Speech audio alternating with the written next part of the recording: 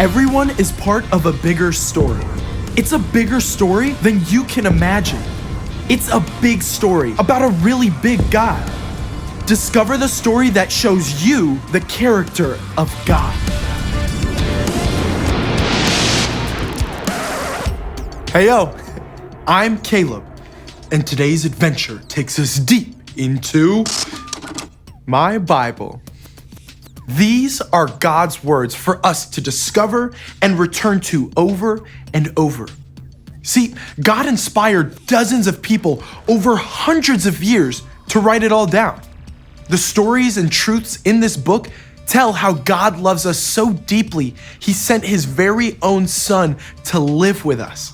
The words in this book show how life works best when we follow God in all that we say and do. That's true wisdom. And I have 5 stories right in here to show us what wisdom can look like. We get started in the book of Luke. So here, Luke shares a story about Jesus as a boy. Jesus is God's son, but He wasn't born knowing and understanding everything. He had to learn to walk, to talk, to strap His own sandals. And He wasn't afraid to ask some pretty big questions. Next, we head back to the Old Testament and the book of 1 Kings.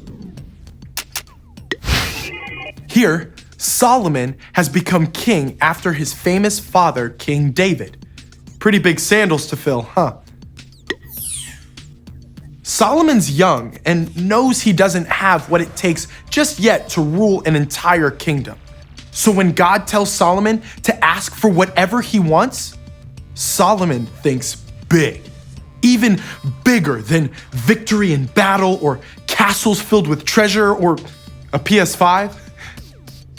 Later, much of what Solomon learned was collected in our next stop, the book of Proverbs. Let's see how fast I can get there. Nice. Check out these incredible words of advice. Wise people see danger and go to a safe place, but childish people keep going and suffer for it. When you're excited or angry, it's hard to slow down and pay attention to the warning signs. But if you don't, you might be on the road to trouble. Now, not everyone listened to this wisdom, including Solomon's own son, as we see in 2 Chronicles. Rehoboam has just become king of Israel. And he's thinking, how should I treat the people? And his father's old advisors tell him to be kind and generous. Sounds like great advice, right? Except Rehoboam says, nah, and instead asks his own party pals what to do. We wrap up in the New Testament, in the book of Romans. Here, Paul shares the wise words that God has laid on his heart. Don't live the way this world lives. Let your way of thinking be completely changed.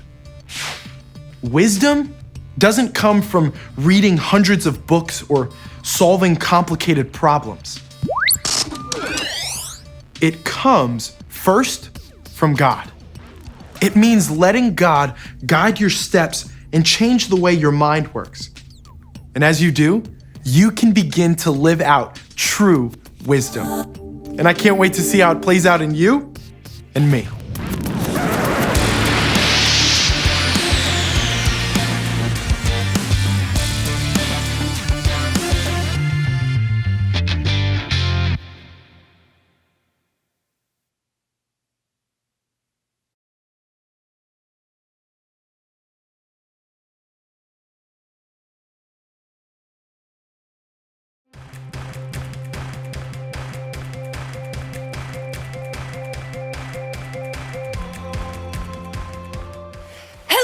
Adventures, it's me, Haley, or as I am known in treasure hunting circles, Arizona Haley.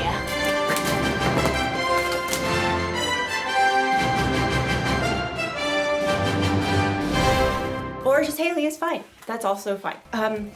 Today, we're hunting for treasure. Not just any treasure, mind you. The treasure of wisdom.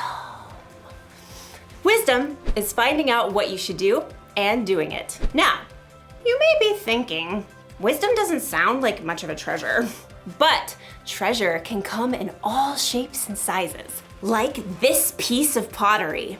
It doesn't look like much, but if you look closer, closest, there. If I had to guess, I'd say this artifact is probably a few thousand years old. Phoenician, probably.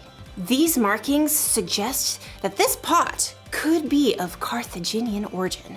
Some archaeologists had to travel a long way to find this fragment.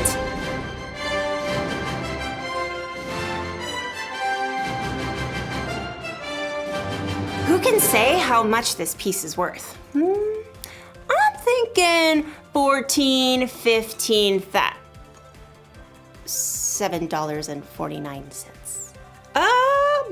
It looks like our archaeologist friend didn't have to travel so far after all.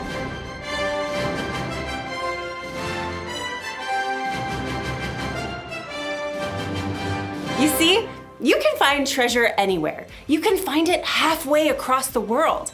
Or you can find it at Frank's Pottery Emporium. Wisdom can be like that. For some wisdom, you may have to dig really deep or travel really far.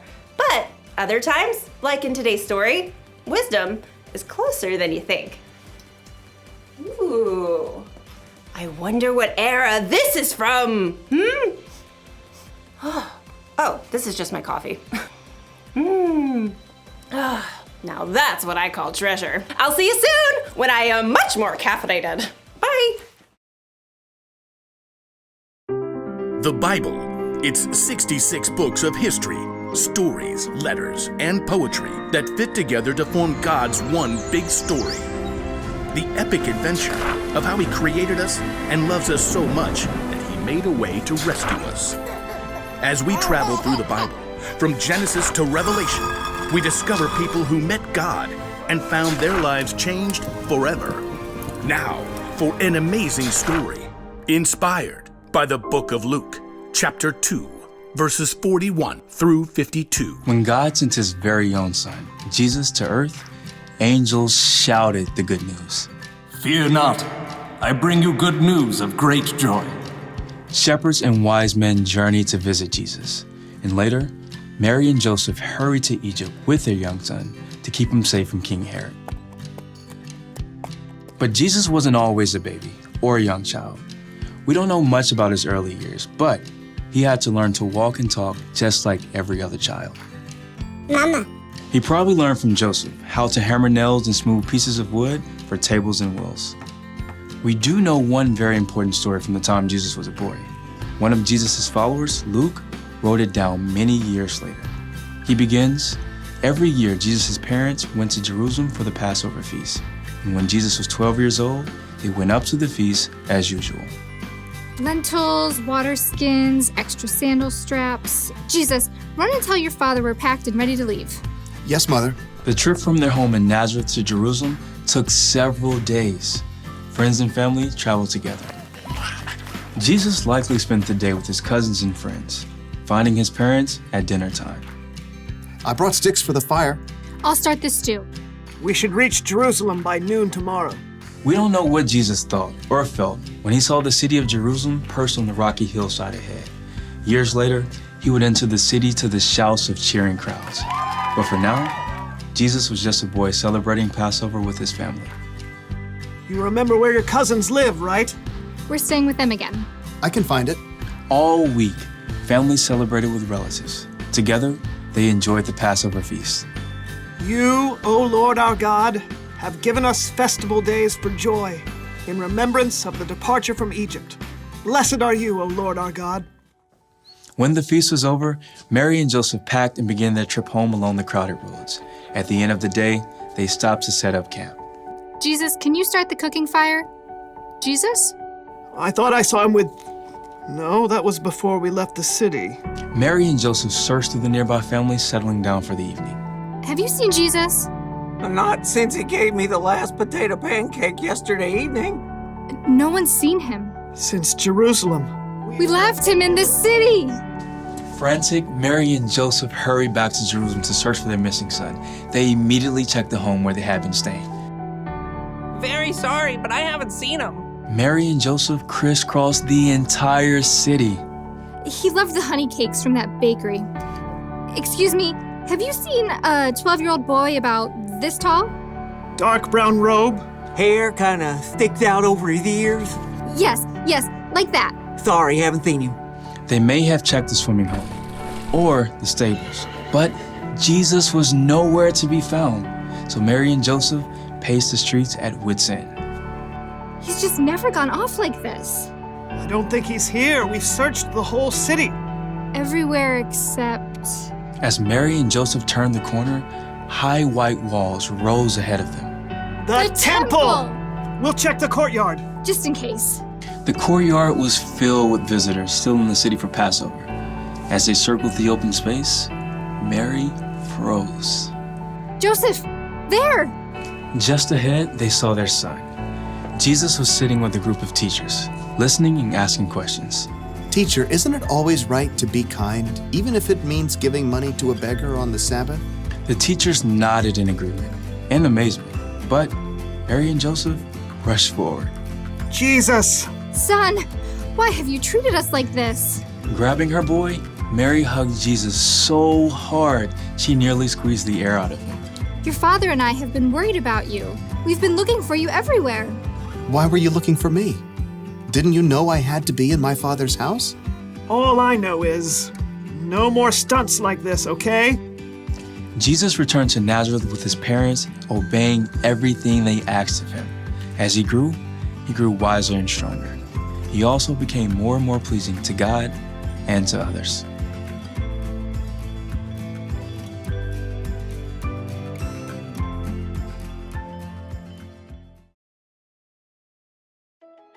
You want to know why wisdom is such a treasure?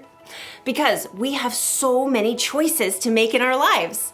Wisdom can help us know what to do and when to do it, what to say and how to say it, where to go, who to hang out with, all the choices.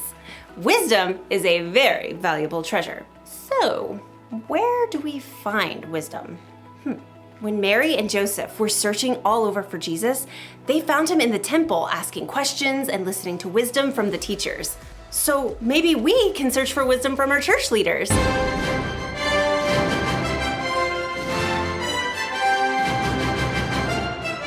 We can tell them how we're feeling and ask them questions when we're not sure of something. Or maybe we can search for wisdom from someone in our family.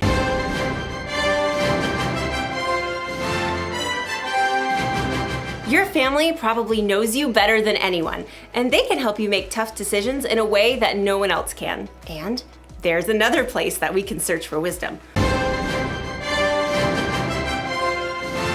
Ta-da! The Bible is full of God's wisdom.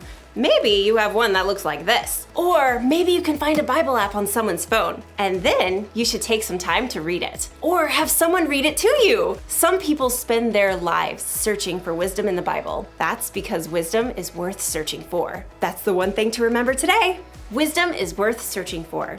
Travel the world if you can, or look in your own home.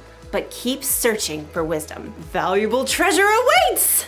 Like this Etruscan urn shard. Ah! Hopefully that wasn't too valuable. Well, I will see you next time on our next adventure. I really hope we have some Etruscan glue.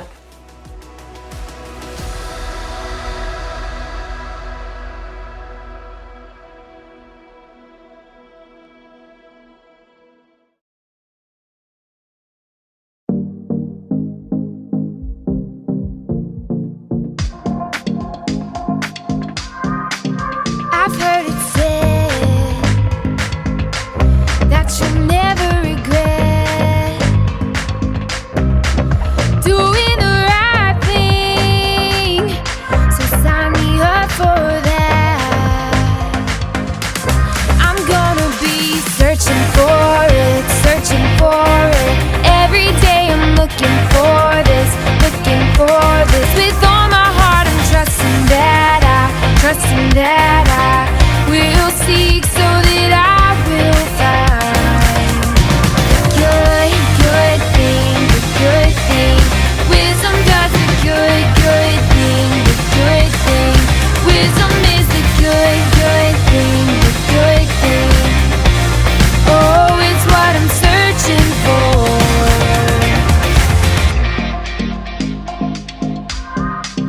I've heard it said, don't you follow the crowd, doing the wrong thing, they only bring you down. I'm gonna be searching for it, searching for it. Every day I'm looking for this, looking for this. With all my heart I'm trusting that I will seek so that I will find the good thing, the good thing. Wisdom does the good thing, the good thing. Wisdom is the good thing, the good thing. Oh, that's what I'm searching for. I need help to climb up, to overcome. So I'll ask for wisdom. The hunt is on. I'm gonna be searching for it, searching for it. Every day I'm looking for this, looking for this. With all my heart I'm trusting that I will seek so that I will find the good thing, the good thing. Wisdom does the good thing, the good thing. Wisdom is the good thing, the good thing. Oh, that's what I'm searching for. Good thing, the good thing. Wisdom does the good thing, the good thing. Wisdom is the good thing, the good thing.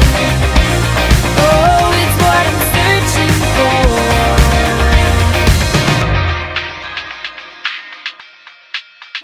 Good thing.